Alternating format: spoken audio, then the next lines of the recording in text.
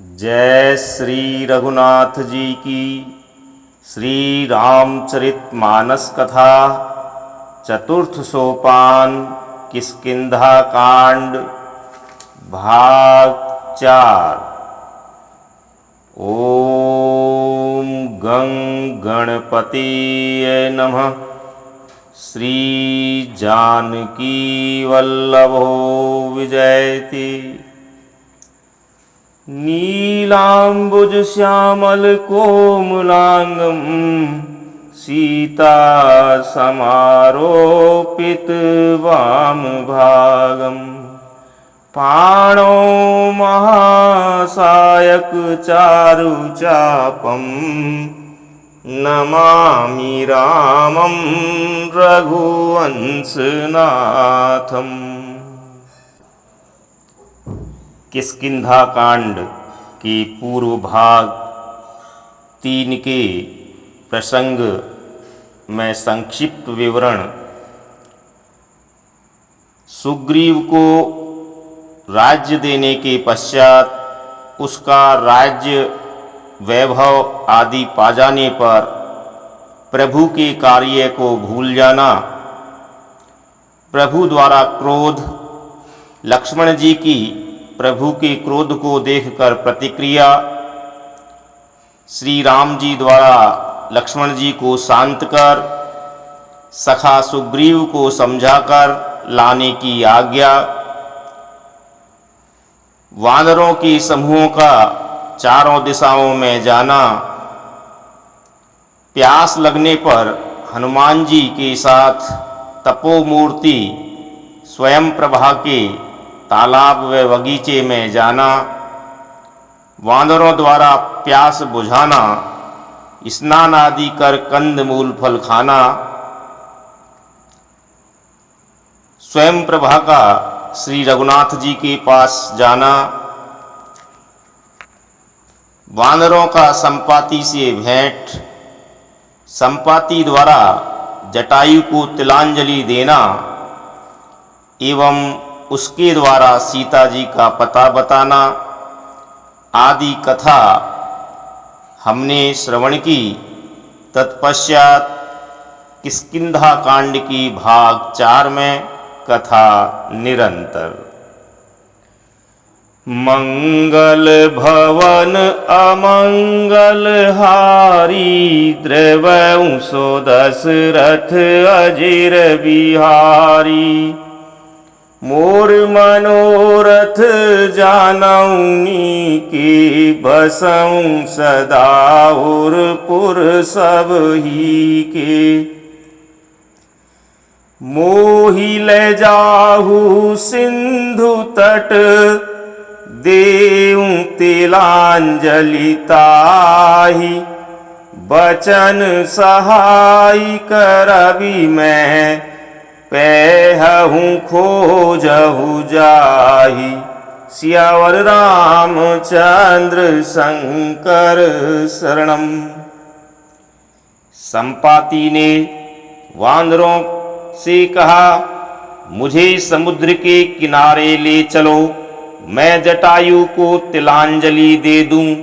इस सेवा के बदले मैं तुम्हारी वचन से सहायता करूंगा, अर्थात सीता जी कहाँ है सो बतला दूंगा। जिसे तुम खोज रहे हो उसे पा जाओगे। अनुज क्रिया करी सागर तीरा, कही निज कथा सुनहूं कपिवीरा। हम दो बंधु प्रथम तरुणाई, गगन गए रवि निकट उड़ाई। समुद्र के तीर पर छोटे भाई जटायु की क्रिया अर्थात श्राद्ध आदि करके संपाति अपनी कथा कहने लगा। हे वानर वीरो सुनो, हम दोनों भाई उठती जवानी में एक बार आकाश में उड़कर सूर्य के निकट चले गए। तेज ने सही सक सो फिर आवा, मैं अभिमानी रवि नियरावा, जरे पंख अति तेज अपारा, परे भूमि करी घोर चिकारा। वह जटायु तेज नहीं सह सका, इससे वह लौट आया, किंतु मैं अभिमानी था, इसलिए सूर्य के पास चला गया। अत्यंत अपार तेज से मेरे पंख जल गए, मैं बड़े जोर से चीख मार कर जमीन पर गिर पड़ा। मुनि एक नाम चंद्रमा ओही, लागी दया देखी करी मोही। बहु प्रकार तेहि ज्ञान सुनावा, देह जनित अभिमान छड़ावा। वहाँ चंद्रमा नाम के एक मुनि थे। मुझे देखकर उन्हें बड़ी दया लगी। उन्होंने बहुत प्रकार से मुझे ज्ञान सुनाया और मेरे देह संबंधी अभिमान को छुड़ा दिया। त्रेता ब्रह्म मनुज तनु धरिहि, तासु नारी निशिचर पति हरिहि। तासु खोज पठ इहि प्रभु दूता, तिन्हि मिलै तै होव पुनीता। उन मुनि ने कहा कि त्रेता युग में साक्षात पर ब्रह्म मनुष्य शरीर धारण करेंगी। उनकी स्त्री को राक्षसों का राजा हर ले जाएगा। उसकी खोज में प्रभु दूत भेजेंगे। उनसे मिलने पर तू पवित्र हो जाएगा। जमी ही पंख करसी जनी चिंता, तिन्हि देखाई देह सुतै सीता। मुनि कई गिरा सत्य भैयाजू, सुनी मम बचन करहूँ प्रभु काजू। और तेरे पंख उगाएंगी, चिंता न कर, उन्हें तू सीता जी को दिखा देना। मुनि की वह वाणी आज सत्य हुई। अब मेरे वचन सुनकर तुम प्रभु का कार्य करो। गिरि त्रिकूट ऊपर बस लंका, तह रह रावण सहज आशंका। तह अशोक उपवन जह रही, सीता बैठी सोच रत अहि। त्रिकूट पर्वत पर लंका बसी हुई है। वहाँ स्वभाव से ही निडर रावण रहता है। वहाँ अशोक नाम का बगीचा है, जहाँ सीता जी रहती हैं। इस समय भी वे सोच में मग्न बैठी हैं।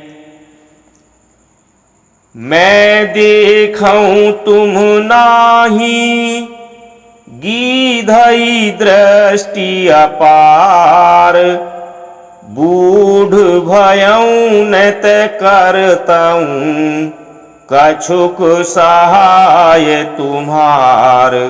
सियावर रामचंद्र शंकर शरणम। मैं उन्हें देख रहा हूँ, तुम नहीं देख सकती, क्योंकि गीध की दृष्टि अपार होती है, बहुत दूर तक जाती है। क्या करूं, मैं बूढ़ा हो गया, नहीं तो तुम्हारी कुछ तो सहायता अवश्य करता। जो नाघई सत जो जन सागर, करई सो राम काज मतियागर। मोहि बिलो की धरऊं मन धीरा, राम कृपा कस भयऊं शरीरा।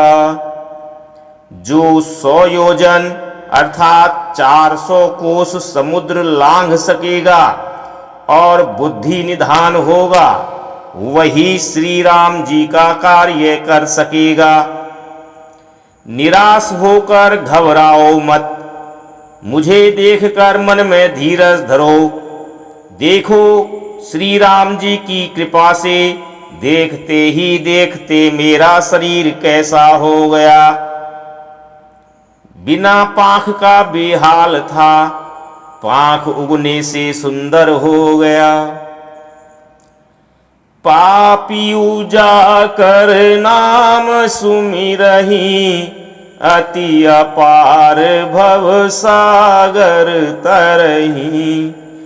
तासु दूत तुम तजि कदराई, राम हृदय धरि करहु पाई। पापी भी जिनका नाम स्मरण करके अत्यंत अपार भवसागर से तर जाते हैं, तुम उनके दूत हो। अतः कायरता छोड़कर श्री राम जी को हृदय में धारण करके उपाय करो। अस कही गरुड़ गीध जब गयऊ, तिनके मन अति विस्मय भयऊ। निज निज बल सब काहू भाषा, पार जाई कर संशय राखा। काक भुसुंडी जी कहते हैं, हे गरुड़ जी, इस प्रकार कहकर जब गीध चला गया, तब उन वानरों के मन में अत्यंत विस्मय हुआ।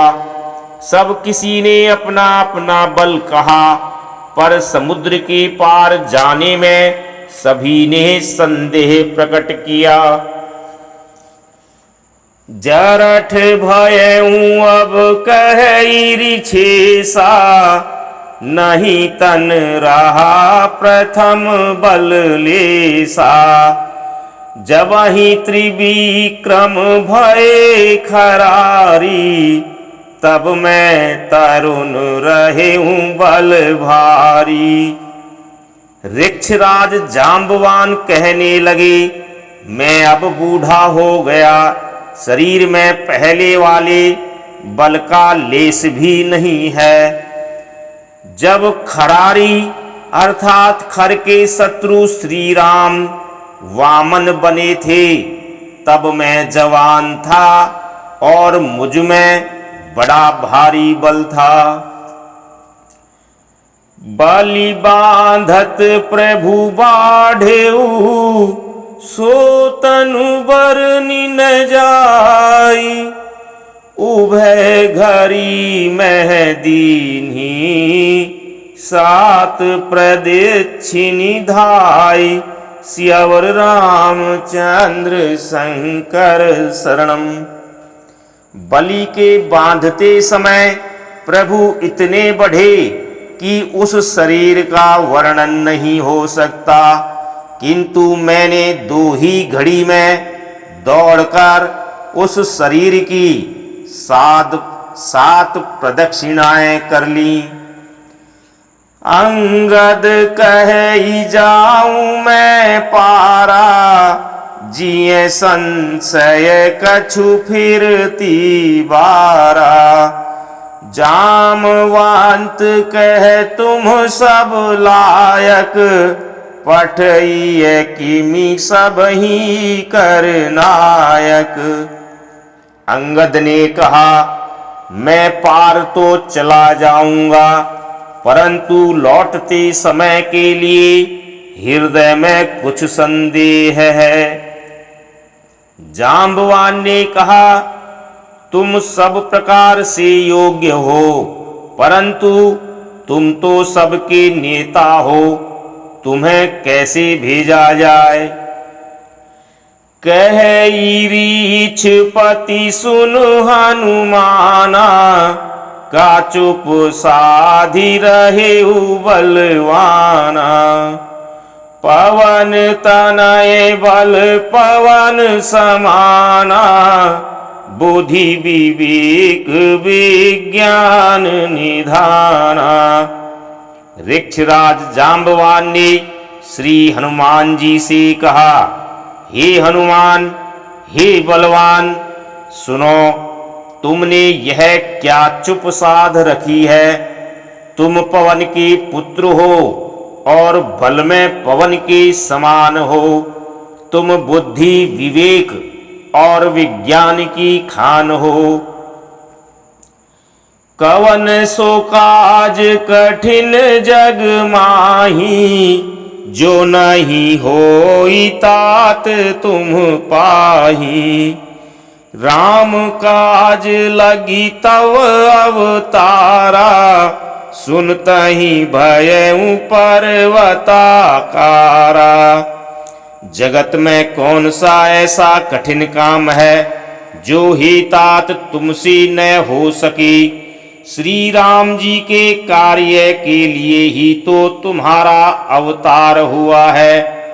यह सुनते ही हनुमान जी पर्वत के आकार के अर्थात अत्यंत विशालकाय हो गए। कनक बरन तन तेज विराजा, मानहु अपर गिरिन कर राजा।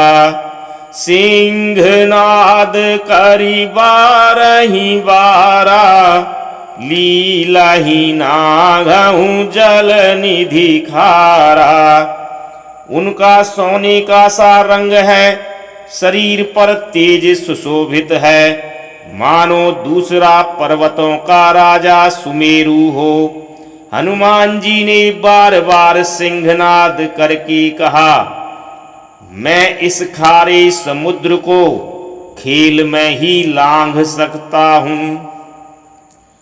सहित सहाय रावण ही मारी, आनऊ इहाँ त्रिकूट उपारी। जामवंत मैं पूछऊं तो ही, उचित सिखावनु दीजहु मोही। और सहायकों सहित रावण को मारकर त्रिकूट पर्वत को उखाड़कर यहाँ ला सकता हूँ। हे जाम्बवान, मैं तुमसे पूछता हूँ, तुम मुझे उचित सीख देना कि मुझे क्या करना चाहिए। इतना करहु तात तुम जाई, सीता ही देखी कहु सुधि आई। तब निज भुज बल राजीव नैना, कौतुक लागी संग कपि सेना। जाम्बवान ने कहा, हे तात, तुम जाकर इतना ही करो कि सीता जी को देखकर लौट आओ और उनकी खबर कह दो। फिर कमल नयन श्री राम जी अपने बाहुबल से ही राक्षसों का संहार कर सीता जी को ले आएंगे। केवल खेल के लिए ही वे वानरों की सेना साथ लेंगे। कपि सेन संग संहारी निश्चर, राम सीता ही आनी है। त्रैलोक पावन सुजसु सुर मुनि, नारदादि बखानी है। जो सुनत गावत कहत समुझत, परम पद नर पावई। रघुवीर पद पाथोज मधुकर, दास तुलसी गावई। वानरों की सेना साथ लेकर राक्षसों का संहार करके श्री राम जी सीता जी को ले आएंगे। तब देवता और नारद आदि मुनि भगवान के तीनों लोकों को पवित्र करने वाले सुंदर यश का बखान करेंगी, जिसे सुनने, गाने, कहने और समझने से मनुष्य परम पद पाते हैं, और जिसे श्री रघुवीर के चरण कमल का भ्रमर तुलसीदास गाता है। भव भेषज रघुनाथ जसु, सुनहि जे नर अरु नारी, तिनकर सकल मनोरथ, सिद्ध करहि त्रिशिरारी। सियावर रामचंद्र शंकर शरणम। श्री रघुवीर का यश भव अर्थात जन्म मरण रूपी रोग की अचूक दवा है। जो पुरुष और स्त्री इसे सुनेंगे, त्रिशरा के शत्रु श्री राम जी उनके सब मनोरथों को सिद्ध करेंगे। नीलोत्पल तन श्याम, काम कोटि शोभा अधिक, सुनिए तासु गुण ग्राम, जासु नाम अघ खग बधिक। जिनका नीले कमल के समान श्याम शरीर है, जिनकी शोभा करोड़ों कामदेवों से भी अधिक है, और जिनका नाम पाप रूपी पक्षियों को मारने के लिए बधिक अर्थात व्याध के समान है, उन श्री राम के गुणों के समूह अर्थात लीला को अवश्य सुनना चाहिए। मास परायण 23वां विश्राम। इति श्रीमद् रामचरितमानसे सकल कली कलुष विध्वंसने चतुर्थः सोपानः समाप्तः। कलयुग के समस्त पापों के नाश करने वाले श्री रामचरितमानस का यह चौथा सोपान किष्किंधा कांड समाप्त हुआ। श्री राम जय जय राम, श्री राम जय जय राम। जय श्री राम।